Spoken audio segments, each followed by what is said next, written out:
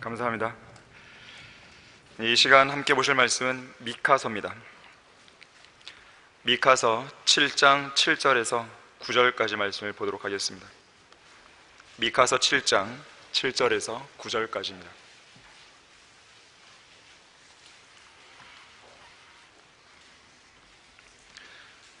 그러므로 나는 주를 바라보며 나는 내 구원의 하나님을 기다리리니 나의 하나님께서 내게 들으시리라. 오 내 원수야, 나를 대적하여 기뻐하지 말라. 내가 쓰러진다 해도 일어날 것이요 내가 어두움 가운데 앉을지라도 주께서는 내게 빛이 되시리라. 내가 그를 대적하여 죄를 지었으니 그가 나를 변호하시어 나를 위하여 심판을 내리실 때까지 나는 주의 분노를 감당하리라. 그가 나를 빛으로 인도하시리니 그러면 내가 그의 의를 보리라. 말씀을 위해 함께 기도하겠습니다. 감사하신 아버지 하나님, 저희들에게 복을 주시고 또 은혜와 자비를 베풀어 주셔서 감사드립니다. 참으로 저희들은 주님의 도우심 속에서 하루하루를 살아가고 있고 또 이 시간 우리가 영과 진리로 경배를 드릴 수 있는 것도 주님의 은혜가 베풀어졌기 때문에 가능한 일입니다. 우리는 참으로 행복한 사람들입니다. 우리에게는 소망이 있습니다. 바른 말씀도 있고 바른 섬김도 있습니다. 이보다 더 신앙을 잘 지킬 수 있고 또 잘 성장할 수 있는 환경이 없는 것입니다. 우리 성도들은 그러한 사실을 다 잘 알고 있습니다. 주님, 이 시간 제가 다시 한번 오전에 이어서 하나님의 말씀을 선포할 때 주님께서 강력하게 역사해 주셔서 모든 성도들 각자에게 꼭 필요한 말씀들로 일깨워 주십시오. 저희들은 주님의 도우심이 필요합니다. 모든 지혜를 주셔서 저희들의 지각을 열어주십시오. 마귀의 공격으로부터 보호해 주십시오. 주 예수 그리스도 이름으로 기도했습니다. 아멘. 완전히 쓰러지지 않는 의인이라는 제목으로 설교하겠습니다. 완전히 쓰러지지 않는 의인입니다. 칠흑같이 어두컴컴한 밤에 산속에서 길을 잃고 방황하는 사람에게는 저 멀리 초가집 문틈으로 새어나오는 한 줄기 가느다란 빛이 커다란 위로와 소망이 됩니다. 그러한 빛은 어두움 속에서 갈 길 몰라 방황하는 그런 사람에게 분명한 방향과 목표가 되고, 낙심하여 쓰러진 사람에게는 의지하고 기댈 만한 유일한 소망이 되는 것이죠. 사방팔방이 다 막혀있고 어떤 길도 보이지 않는 눈앞이 캄캄한 상황에서 모든 소망이 끊어져 버린 어떤 사람이 있다고 했을 때요, 그가 그 절망적인 상황에서 벗어날 수 있는 어떤 일말의 가능성을 발견했다면 그보다 더 큰 기쁨이 과연 있겠습니까? 현 교회 시대에 자기들의 메시아 왕을 거부한 죄로 인해서 완전히 쓰러지고 하나님으로부터 완전히 버림받은 이스라엘을 한번 생각해 보십시오. 특히 이들은 전무후무한 대환란의 고난을 통과하게 될 것인데, 그러한 고통과 절망 속에서 이들이 가질 수 있는 유일한 소망이 과연 무엇이겠습니까? 그들을 완전히 내버리신 하나님께서 친히 그들에게 돌아오셔서 그들을 인도하시고 그들과 함께 하시고 그들과 함께 행군하시고 그들을 영원히 회복시키시고 그들을 약속의 땅으로 데려오신다는 그 약속의 말씀이 아니겠습니까? 그것이 있기 때문에 이스라엘은 회복이 되는 것이에요. 그날의 이스라엘의 남은 자들은 민족적인 회개 속에서 시편 60편에 나오는 이 기도를 드리게 될 것입니다.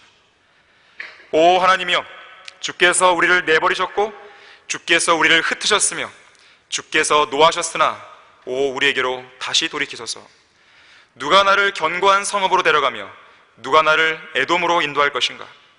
오 하나님이여, 우리를 내버리셨던 주께서 하지 아니하시겠나이까?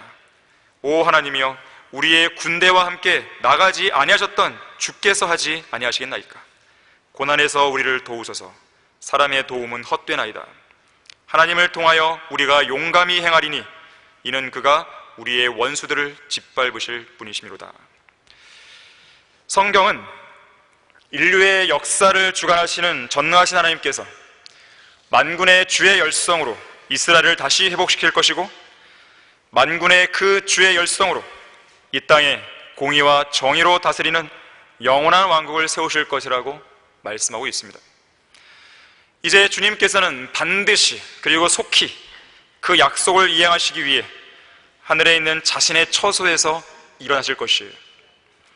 이 땅의 만왕의 왕으로 다시 오셔서 원수들과 대적들을 짓밟으실 것이고, 하늘들과 땅이 창조된 이래로 계획하신 그 위대하고 영원한 왕국을 이곳 지상에 세우실 것입니다.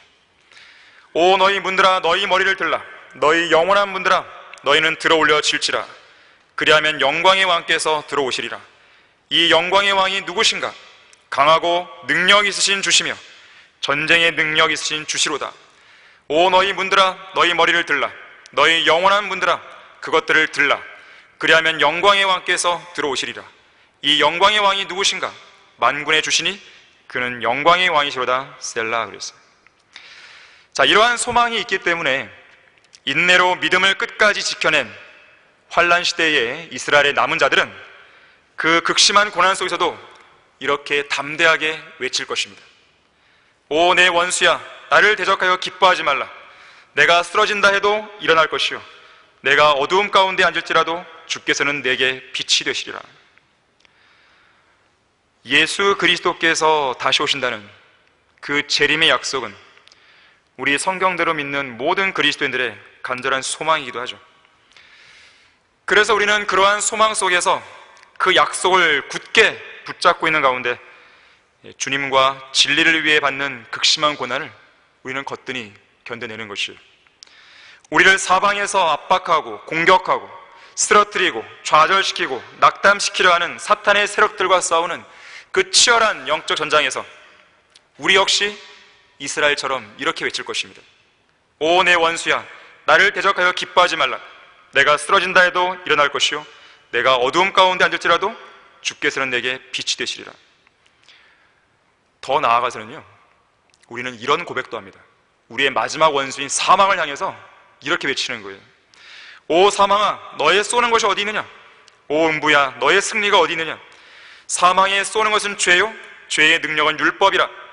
그러나 우리 주 예수 그리스도를 통하여 우리에게 승리를 주시는 하나님께 감사하노니, 그러므로 나의 사랑하는 형제들아, 견고하라. 흔들리지 말라.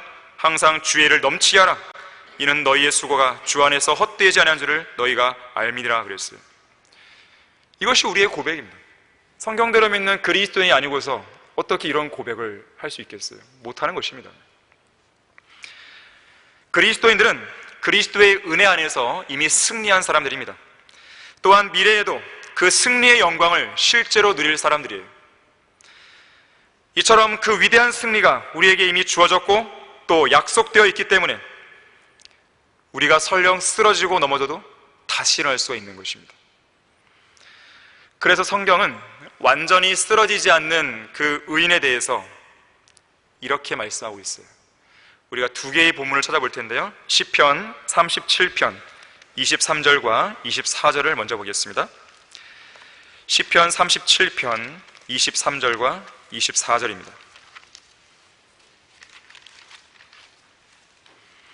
여러분들이 어떤 위기에 처하고 낙담의 상황에 처할 때요, 이 두 개의 본문을 꼭 기억하셨으면 좋겠습니다. 시편 37편 23절 보시면, 선한 사람의 걸음은 주께서 정하시니 주께서 그의 길을 기뻐하시느니라. 그가 넘어져도 완전히 쓰러지지 아니함은 주께서 그의 손으로 그를 붙드심이라. 자, 하나 더 보시면 잠언 24장 15절과 16절입니다. 잠언 24장 15절과 16절입니다. 오 악한 사람아, 의로운 자의 처소를 쓰러뜨리려고 숨어 기다리지 말며 그의 쉬는 곳을 해치지 말라. 의로운 사람은 7번 넘어져도 다시 일어나나 악인은 재앙으로 인하여 넘어지리로다. 자, 지금 이 두 본문에서는요, 완전히 쓰러지지 않는 선한 사람과 7번 넘어져도 다시 일어나는 의인에 대해서 말씀하고 있습니다. 경륜적으로 볼 때 이 교회 시대의 의인은 누구입니까? 이 시대에 선하고 의롭고 거룩한 사람이라 불릴 수 있는 사람은 누구입니까? 예수 그리스도의 고귀한 피로 모든 죄가 제거된 그리스도인들입니다. 하나님의 의이신 예수 그리스도를 개인의 구주로 믿고 영접한 그리스도인인 것이죠. 자, 그래서 그리스도인은 이러한 약속들을 주장할 수 있습니다. 완전히 쓰러지지 않는 선한 사람이고 7번 넘어져도 다시 일어나는 그 의인의 대열에 우리도 서 있는 것이에요. 구원받은 그리스도인은 완전히 쓰러지지 않는다. 첫 번째로, 누구나 넘어지고 쓰러지는 순간이 있습니다. 하지만 중요한 것은 완전히 쓰러지지 않는다는 것이에요. 성경에 나오는 인물들 중에 단 한 번도 쓰러지지 않은 사람이 있었습니까? 제 기억에는 없습니다. 하나님의 백성을 공격하는 마귀와의 싸움에서 패배한 경험이 없는 사람은 단 한 명도 없는 것이에요. 사실 마귀는 인간이 쉽게 승리할 수 있는 그런 존재가 아닙니다. 마귀는 온 우주에서 전지전능하신 하나님 다음으로 가장 능력이 많고 가장 지혜로운 존재예요. 함부로 마귀에게 어떻게 할 수가 없는 것이에요. 그래서 우리가 주님을 의지하는 것입니다. 그래서 우리가 믿음 안에 굳게 서서 마귀를 대적하는 거예요. 그래서 우리가 하나님께 먼저 복종하고 그 이후에 마귀를 대적하는 것이에요. 인간의 힘으로는 되는 게 아니에요. 마귀는 당대의 의인으로 불렸던 노아를 술에 취하게 하는데 아무런 문제가 없었어요. 마귀의 공격 앞에 믿음의 조상 아브라함이 쓰러졌죠. 마귀가 날린 강력한 펀치에 이스라엘을 출애굽시킨 여수론의 왕 모세가 넘어졌죠. 마귀는 우리 같은 인간을 다루는 일을 전혀 어려워하지 않습니다. 예수 그리스도의 수제자라 불리는 시몬 베드로가 주님을 부인하며 저주하게 했던 일도 마귀에게는 쉬운 일이었습니다. 마귀에게 있어서 우리는 연습 상대조차 되지 않아요. 마귀는 하나님의 마음에 맞는 다윗이 간음과 살인을 저지르도록 하는 데 있어서 아무런 어려움도 겪지 않았습니다. 그에게는 쉬운 일이었어요. 우리의 약점을 잘 알고 있는 마귀는 우리를 단 한 방에 날려보낼 수도 있습니다. 마귀를 우습게 봐서는 안 됩니다. 하나님의 아들로서 이 땅에 육신을 입고 오신 예수 그리스도 외에 쓰러지지 않고 넘어지지 않는 사람은 단 한 명도 없는 것이에요. 문제는 넘어졌을 때 다시 일어난 의인이 있는가 하면 다시 일어나지 못하고 완전히 멸망한 악인들이 있다는 사실인 거죠. 럭커한 목사님은 7번 넘어져도 완전히 쓰러지지 않는 이 의인의 한 사례로 다윗을 제시합니다. 그러면서 이런 말을 했어요. 다윗은 너무나 자주 넘어졌기 때문에 몸의 모든 뼈가 다 부러지지 않은 게 이상할 정도다. 그렇게 얘기했습니다. 우리가 알고 있는 다윗 생각하면은 정말 위대한 믿음의 사람 이렇게만 떠오르는데, 여러분들이 사실 성경을 면밀히 읽어보면요, 다윗도 많은 연약함을 갖고 있었음을 우리는 보게 돼요. 실제로 다윗은 사울의 위협을 받았을 때 적들의 땅인 필리스티인들의 땅으로 도망쳐서 가드 왕 아키스에게 생명을 의탁한 적이 있었죠. 그곳에서 수염에 침을 흘리고 대문짝을 긁적거리는 등 미친 채 하면서 자신의 목숨을 구명한 적도 있었습니다. 이러한 행동들은 하나님을 신뢰하지도 의뢰하지도 않는 행동들이었죠. 밧세바와 간음하고 우리아를 죽인 적이 있었고, 암논과 압살롬 사이에서 자녀를 편애하기도 했습니다. 심지어 하나님의 원수들인 필리스티안들과 동맹을 맺은 적도 있었죠. 그러면서 이 사울이 이끄는 이스라엘 군대에 맞서서 싸울 뻔한 적도 있었습니다. 하나님께서 극적으로 개입하셔서 다윗을 막지 않았다면 어쩌면 다윗은 사울이 이끄는 이스라엘의 군대와 싸우다가 자기 동족의 피를 흘리는 역적이 되었을지도 몰라요. 그랬다면 다윗은 왕이 못 되었을지도 모르겠습니다. 이처럼 다윗은 여러 차례 넘어졌지만 다윗은 다시 일어났어요.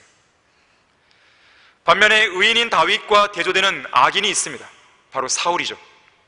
사울은 쓰러졌을 때 일어나지 못했어요.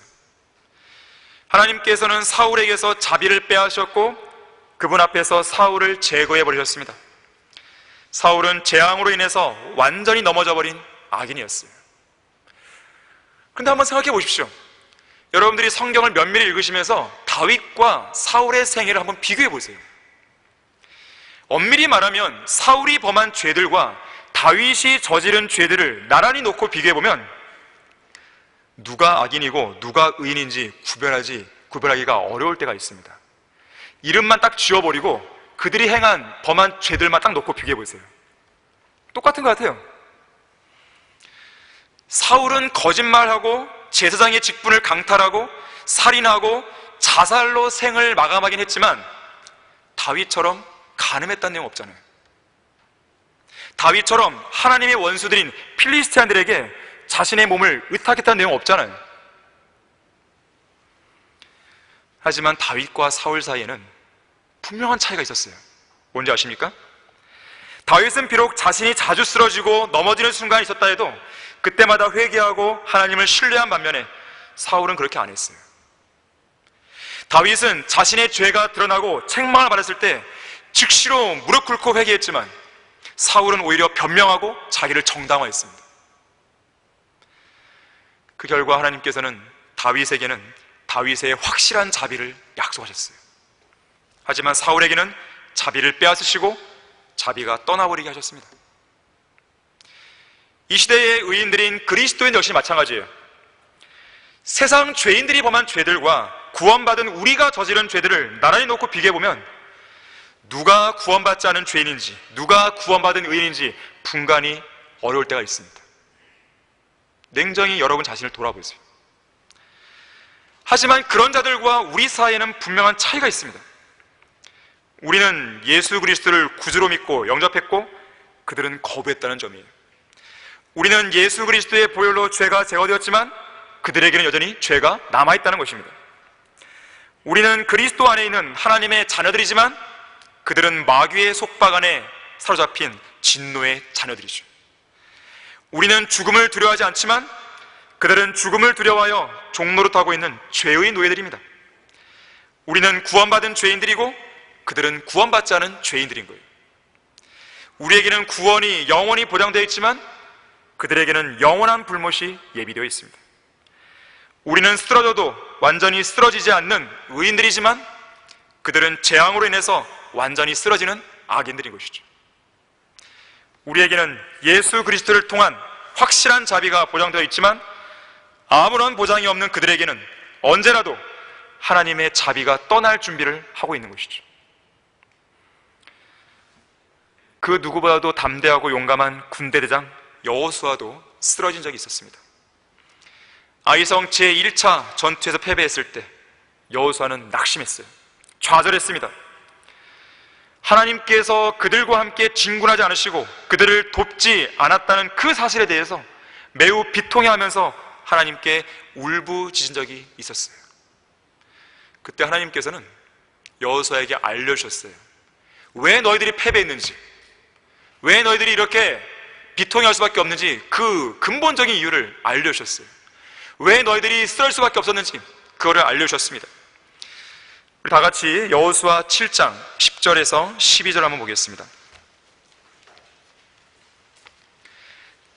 성도들이 쓰러지는 것은 그냥 쓰러지는 게 아니에요. 다 이유가 있습니다. 여호수아 7장 10절에서 12절 보시면요, 비통하게 울부짖는 여호수아에게 하나님께서는 이렇게 말씀하십니다. 일어나라, 어찌하여 내가 이렇게 내 얼굴을 대고 엎드려 있느냐? 이스라엘이 죄를 지었고 그들은 내가 그들에게 명한 나의 언약도 어겼나니 이는 그들이 저주받은 물건을 취하고 도둑질하고 속여서 심지어는 그것을 자기들의 사물 가운데 두었습니다. 그러므로 이스라엘 자손이 그들의 원수들 앞에 설 수 없었고 그들의 원수들 앞에서 그들이 등을 돌렸으니 이는 그들이 저주를 받았기 때문이라. 너희가 그 저주받은 것을 너희 가운데서 멸하지 아니하면 내가 다시는 너희와 함께 있지 아니하리라. 항상 죄가 문제입니다. 죄가 문제예요. 우리가 자주 쓰러지고 넘어지는 근본적인 이유는 다른 게 아니에요. 죄 때문에 그렇습니다. 12절에서 보듯이 죄가 있으면 원수들 앞에 담대하게 설 수 없어요. 자신이 없습니다. 하지만 그리스도인은 예수 그리스도의 피로 죄가 씻긴 사람들이기에 원수들 앞에서 담대할 수 있습니다. 우리가 어떤 상황에서도 마귀의 강력한 고소를 견뎌낼 수 있는 것은 예수 그리스도의 피 때문이에요. 하지만 우리가 예수님의 피로 죄가 씻긴 것을 잊어버리고 우리 자기 자신, 육신으로 돌아와 버리게 되면 우리는 담대함을 잃고 원수들 앞에서 등을 돌리게 됩니다. 원수들에게 등을 돌리면 어떻게 되는지 아십니까? 그건 죽음이에요. 적들의 표적이 되는 것입니다. 전신 갑옷을 우리가 보게 되면요, 등을 보호하는 무기가 없어요. 왜 그런지 아십니까? 그리스도의 군사에게는요, 뒤로 물러남이 없는 것입니다. 등을 보이는 게 없어요. 예수 그리스도의 능력을 통해서 앞으로 전진만 있는 것이에요. 그리고 싸우는 것입니다. 자, 그런 상황에서 우리가 등을 보게 되면 적들의 타겟이 되는 것이고, 결국 그것은 나를 죽여주십시오 하는 것과 똑같은 거예요. 죄가 있으면 저주를 받는다고 했어요. 여기 본문에 따르면. 물론 그리스도인들은 예수 그리스도께서 십자가의 보혈을 통해 우리의 저주를 제거해 주셨기 때문에 우리는 그런 저주를 받지는 않습니다. 지옥에 가지는 않는 거예요. 불못에 들어가지 않습니다. 하지만 자기 자신의 몸에 사형 선고가 임하도록 하는 저주를 받을 수 있는 것이죠. 일찍 죽을 수 있다는 뜻입니다. 누구든지 하나님의 성전, 곧 우리의 몸을 더럽히면 하나님께서도 그 사람을 멸하시겠다고 그랬어요. 지옥에 보내라는 말이 아니라 그의 육신을 죽이겠다는 겁니다. 이 땅에 살 가치가 없기 때문에 그런 거예요. 죄는 육신의 생명을 단축시키는 저주를 가져올 수 있습니다. 또한 죄가 있으면 본문에 나오듯이 하나님께서 함께 하시지 않아요. 그리스도인의 경우 죄를 지었다고 해서 우리 안에 영으로 들어오신 주님께서 우리를 떠나시는 것은 아닙니다. 하지만 우리가 죄 가운데 있으면 하나님과의 교제를 잃어버리죠. 주님께서 우리와 동행하지 않으시죠. 기도에 응답하지 않으시죠. 말씀에 대한 조명도 꺼버리시죠. 성령님을 슬프게 하죠. 이런 상황에 직면하지 않기 위해서는 우리 안에 저주받은 것을 멸해야 되는 것이죠. 그게 무엇입니까? 죄예요. 육신의 행위들입니다. 옛사람을 벗어버려야 되는 것이죠. 쉽게 애워싸는 죄를 벗어버려야 되는 것이에요.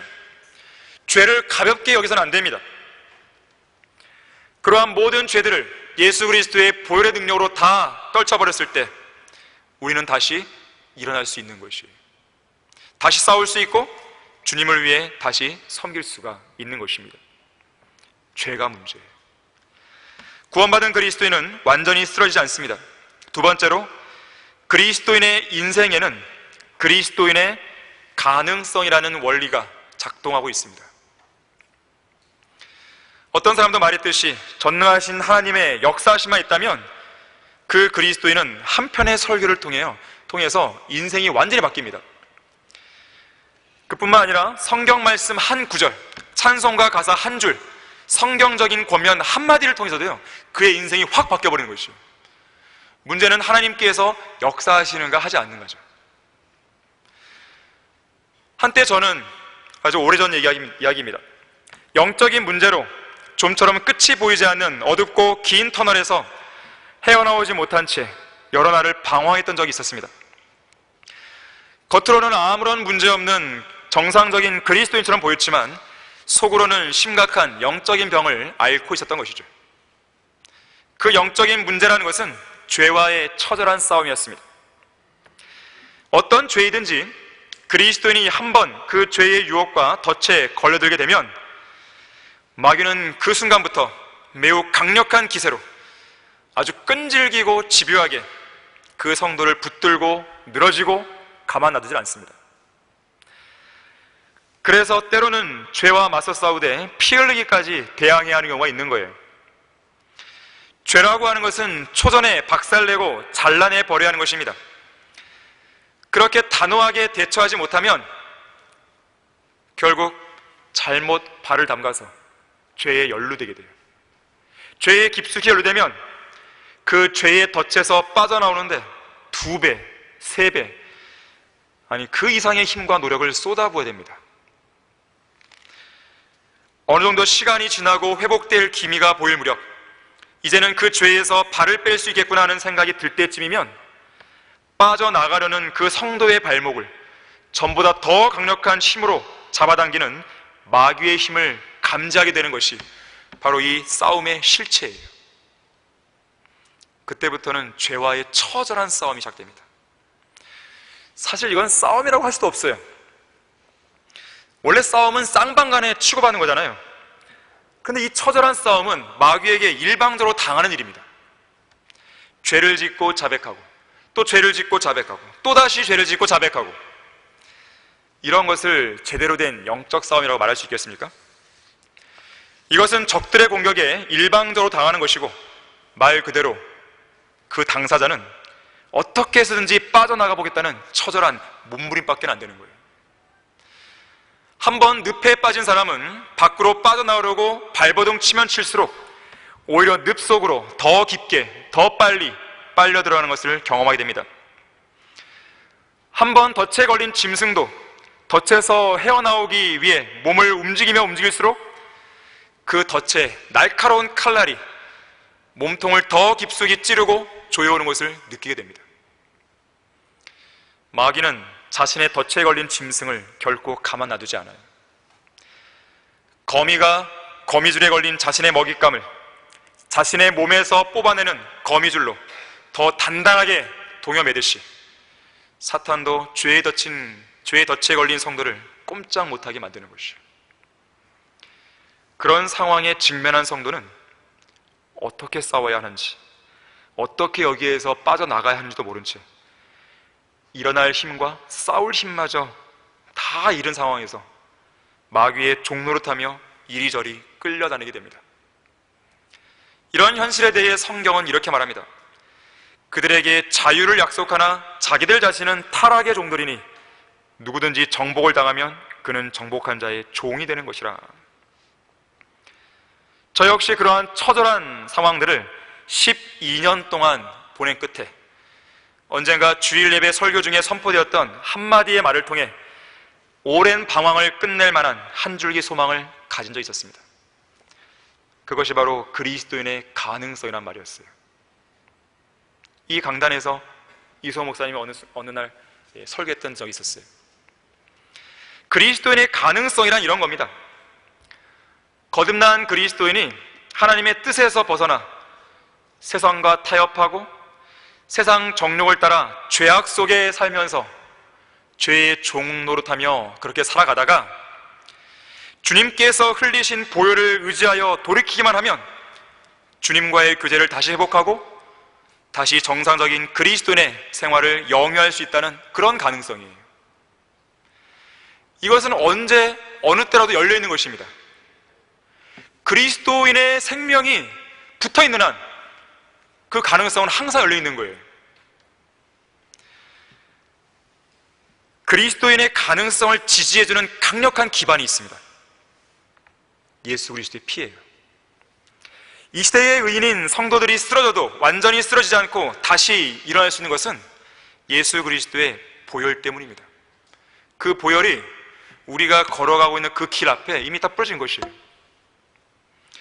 2000년 전 십자가에서 흘리신 예수 그리스도의 피의 효력은 지금도 유효합니다. 지금도 유효해요. 여러분이 언제라도 여러분이 죄 가운데 빠졌을 때에 그 죄들을 들고 주님께 나아가기만 한다면 그 피의 효력은 그 즉시로 효력을 발휘할 것이에요. 하물며 영원하신 성령을 통하여 흠없는 자신을 하나님께 드린 그리스도의 피가 어찌 죽은 행실에서 너희 양심을 정결케 하여 살아계신 하나님을 섬기하지 못하겠느냐 할 수 있는 것이죠. 이것이 바로 하나님의 피의 능력입니다. 자기 자신의 어떤 의나 업적으로 하나님께 나아가려고 하는 사람은 어리석은 사람입니다.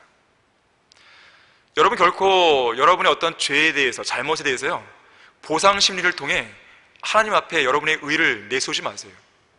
내가 이러한 죄를 비록 졌지만 내가 그래도 이런 거 했잖아요 하면서 뭔가 스스로 안위를 갖지 마세요. 가장 어리석은 사람입니다. 그리스도의 피를 의지해야 돼요. 그거 말고는 안 됩니다. 설령 주님을 위해 무언가를 했다 할지라도 우리는 언제든지 그리스도의 보혈만을 우리의 지지 기반으로 삼아야 되는 것이에요. 물론 하나님께서는 우리의 모든 죄들을 낱낱이 공개하시고 일목요연하게 모든 걸 제시할 수 있지만 그분의 피는 우리의 모든 종류의 죄를 다 깨끗하게 할 수 있는 것이죠. 자, 이것은 하나님께서 우리를 온전히 알지 못한다 그런 말이 아니에요. 우리가 어떤 것들을 하나님 앞에 숨길 수 있다든지 하나님이 우리 안에 어떤 죄들을 그냥 지나치시고 소홀히 했다는 그런 뜻이 아닙니다.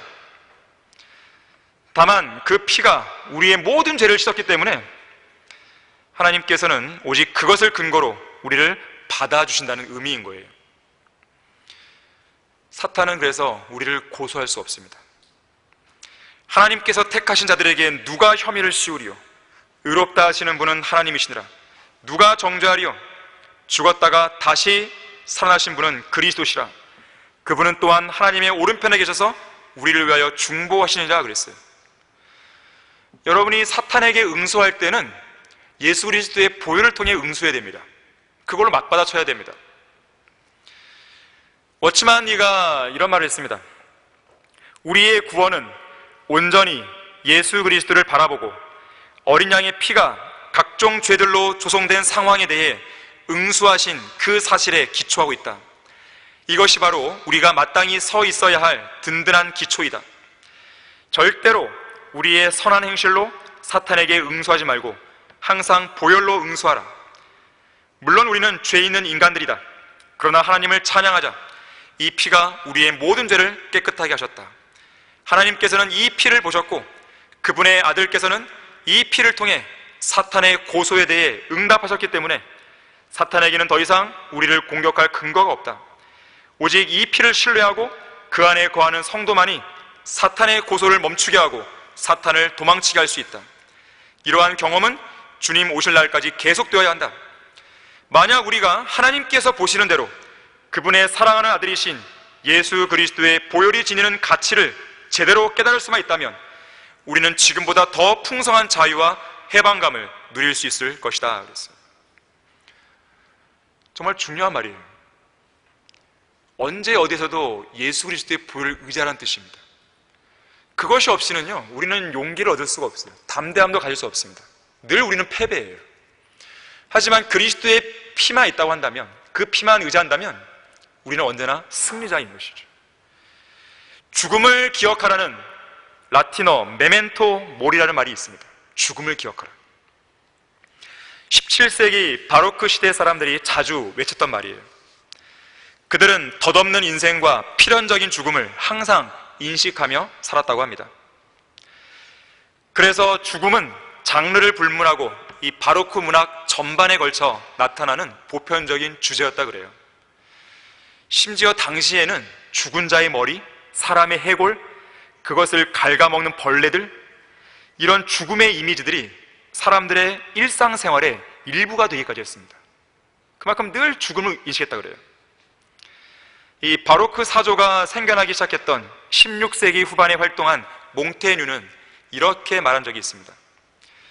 유년기가 죽으면 청년기가 오고, 청년기가 죽으면 노년기가 오고, 어제가 죽으면 오늘이 오고, 오늘이 죽으면 내일이 온다. 하지만 이 사람은 죽음을 인식했지만 예수 그리스도를 믿지 않은 것이죠.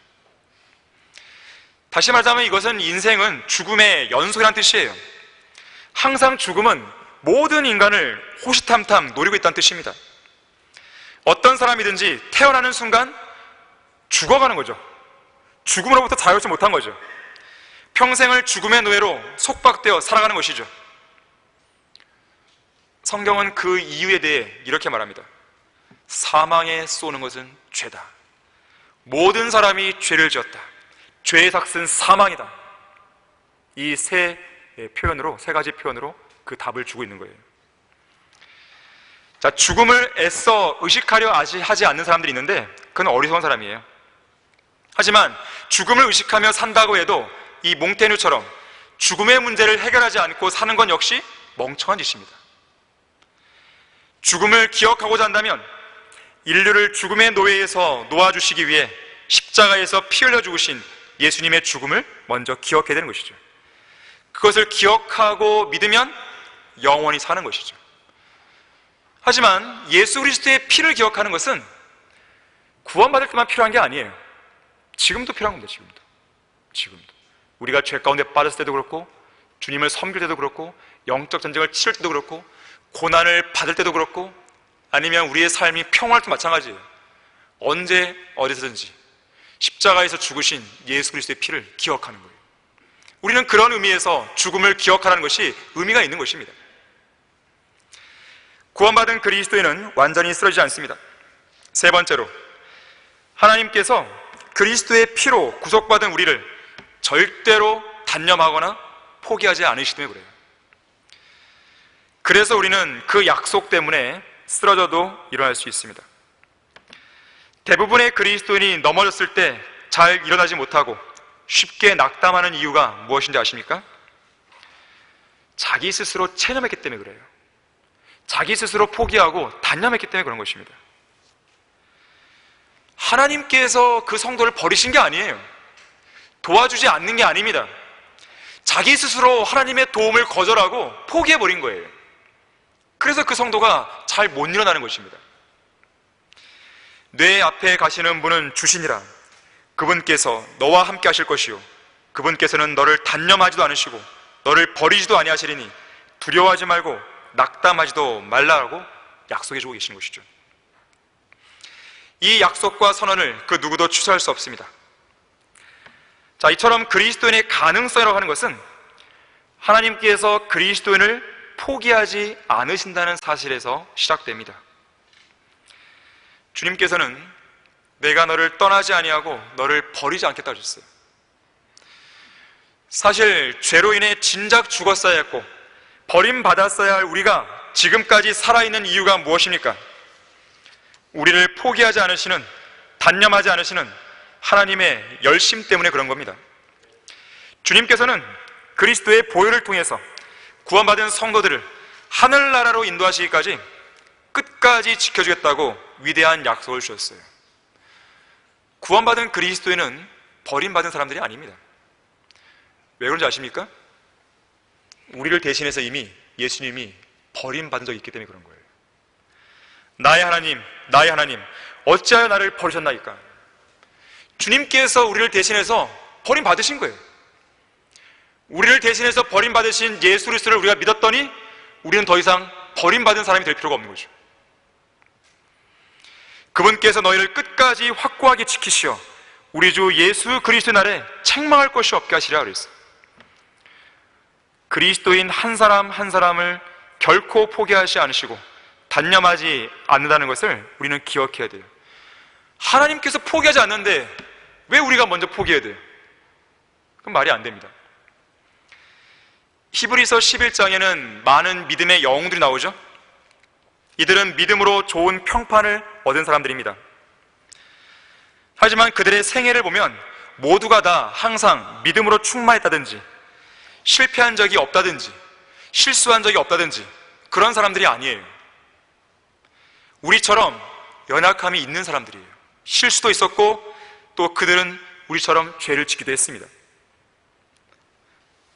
어찌 보면 그들은 그들의 죄들만 놓고 본다면 전혀 가능성이 없는 그런 사람들이었어요.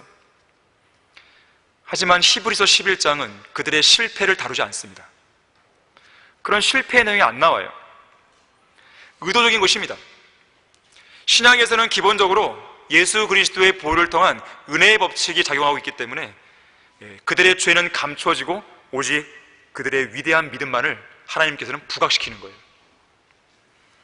분명 그들 모두 다 실수투성이의 사람들이었습니다. 하지만 하나님께서 그분 특유의 하나님의 열심으로 오래 참음과 인내로 그들을 인도하셨고 또 그들의 믿음을 높이 평가하신 거예요. 자, 그리스도인의 가능성의 지지 기반, 아까 예수 그리스도의 피라고 말씀드렸는데요, 하나가 더 있습니다. 바로 이러한 믿음에서 출발하는 거예요. 믿음. 어느 때나 하나님을 믿음으로 신뢰하라고 말씀하죠. 어느 때나 그를 신뢰하라. 너희 백성들아, 너희 마음을 그분 앞에 쏟아놓으라. 하나님은 우리를 위한 피난처시로다 셀라 그랬어요.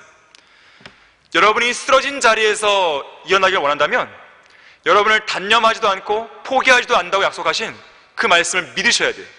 그 믿음을 가지고 일어나야 되는 것입니다. 쓰러져 있는 것은 하나님이 원하시는 게 아니에요. 마귀가 원하는 거죠. 그거는 하나님께서 원하시는 것은 우리가 죄를 짓지 않는 것입니다. 또 한 가지 원하시는 것은 죄를 지었다 하더라도 그 자리에 그냥 쓰러져 있기를 원하시는 게 아니에요. 다시 일어나는 거죠. 그러려면 예수 그리스도의 피를 그리고 하나님의 말씀을 믿는 믿는 믿음이 필요한 것이에요. 오직 그만이 반석이시며 나의 구원이시라. 그는 나의 요새시니 내가 요동치 아니하리로다. 나의 구원과 나의 영광이 하나님께 있으며 내 힘의 반석과 내 피난처도 하나님께 있도다.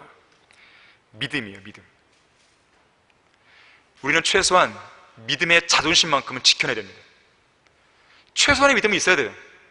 그리스도인은 다 와야 되는데, 그리스도인 답다는 게 뭐예요? 믿음이에요. 믿음을 보이셔야 돼요. 이 독일 나치 정부가 유대인들을 학살할 때 가장 장애가 되고 어려움이 있었던 게 뭔지 아십니까? 독일군도 사람 아니에요, 사람. 사람이 사람을 죽이는데 양심에 거리낌이 없었겠어요? 그 양심 때문에 많은 어려움을 겪었어요, 이 독일군도.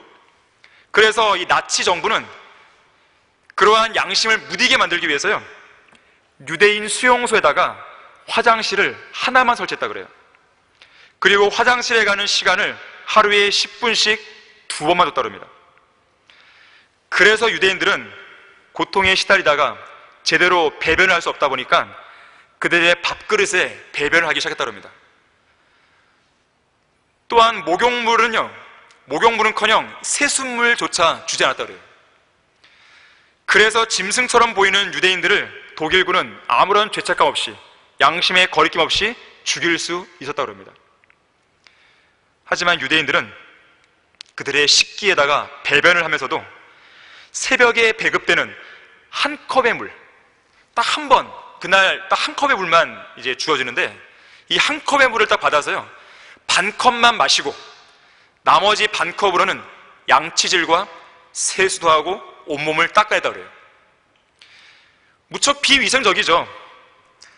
하지만 이들은 그렇게 해서라도 자존심을 지켜내려 했던 것이에요.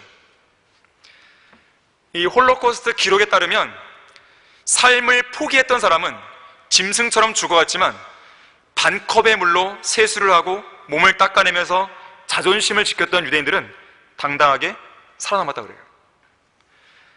그래서 유대인 수용소에는 그런 말이 있었다고 합니다. 살고 싶거든 세수부터 해라.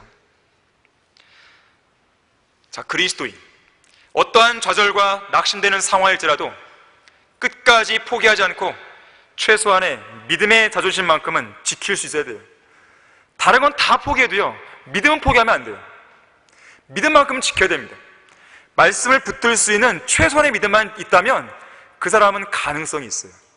일어날 수 있는 가능성이 있는 것입니다. 맥없이 처진 손과 쇠약한 무릎을 일으켜 세우고 너희 발을 위하여 곧은 길을 만들어 절뚝거리는 다리로 길에서 벗어나지 않고 오히려 고침을 받게 하라. 자, 이것이 우리의 아버지이신, 나의 아버지이신 하나님의 뜻인 거예요. 자, 결론적으로 오늘의 설교는 영적 전쟁에서 쓰러진 사람들, 혹은 앞으로 쓰러질 가능성이 있는 사람들 모두를 위한 내용입니다.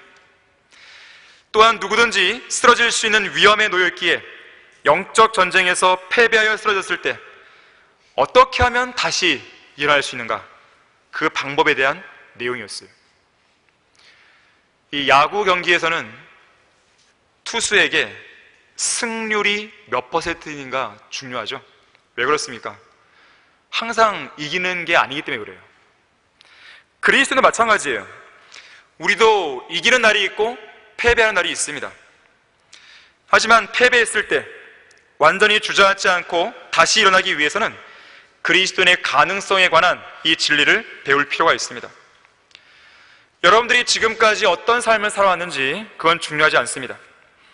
이 순간에 여러분을 얽어매고 있고 여러분을 좌절하게 만들고 있는 그 죄가 어떠한 것이든지 예수 그리스도의 피로 다 떨쳐버리라는 것이에요. 예수 그리스도의 피로 여러분 안에 적체되어 있는 모든 더러운 것들을 몰아내라는 것입니다. 언젠가 저는 집에서 설교를 준비를 하다가 우연치 않게 이런 가사가 적힌 찬송을 보고 적지 않은 감동을 받은 적이 있습니다. 주님께서는 내가 눈물 날 때 항상 함께 계시네. 내가 외로울 때 항상 함께 계시네. 내가 힘들 때도 항상 함께 계시네. 내가 무서울 때도 항상 함께 계시네. 내가 괴로울 때도 항상 함께 계시네. 내가 아플 때도 항상 함께 계시네. 내가 죄를 지었을 때도 항상 함께 계시네. 내가 잘못을 저질렀을 때도 항상 함께 계시네. 내가 실수를 했을 때도 항상 함께 계시네. 언제나 늘 함께 계시는, 무슨 일이 있어도 주님은 늘 함께 계시는, 간단한 어떤 그런 식구였지만요, 정말 감동이 되었었어요. 여러분을 대적하여 기뻐하는 사탄의 고소와 웃음소리가 들리지 않습니까? 그럴 때마다 우리는 예수 그리스도의 보혈을 신뢰하는 믿음 속에서 이렇게 외쳐야 돼요. 오, 내 원수야, 나를 대적하여 기뻐하지 말라. 내가 쓰러진다 해도 일어날 것이요, 내가 어두움 가운데 앉을지라도 주께서는 내게 빛이 되시리라. 이 말씀은 우리에게 큰 위로가 아닐 수 없습니다. 물론 우리는 앞으로도 쓰러질 수 있어요. 하지만 이제는 최소한 쓰러져도 다시 일어날 수 있는 방법은 알게 된 것이죠. 현명한 그리스도인은 쓰러졌던 과거에 얽매여 사는 사람들이 아닙니다. 현명한 그리스도인은 과거를 교훈으로 현재를 사는 사람이고 앞을 바라볼 줄 아는 사람이에요. 비록 지금 실패하여 쓰러져 있다 해도 하나님의 약속의 말씀에 대한 믿음과 우리의 승리의 근간이 되는 예수 그리스도의 보혈을 통해서 그 쓰러진 자리에서 다시 일어나 담대하게 전진해 나갈 수 있는 여러분이 되기를 바라는 것입니다. 우리 다 같이 기도하겠습니다. 감사하신 하나님 아버지, 우리는 연약한 존재들입니다. 때때로 쓰러지고 심지어 좌절하고 주저앉을 때가 있습니다. 우리는 주님의 도우심이 늘 필요합니다. 이 시간 우리는 쓰러졌어도 다시 일어날 수 있는 그 방법을 배웠습니다. 아주 중요한 방법입니다. 이것은 우리가 영적 생활에서 자주 경험하는 것이기에 우리는 이 방법을 잘 알고 있어야 됩니다. 우리 가운데 혹이라도 마귀와의 전쟁에 패배하여 쓰러진 성도가 있다면 오늘을 계기로 다시 일어날 수 있도록 도와주십시오. 주 예수 그리스도 이름으로 기도했습니다. 아멘.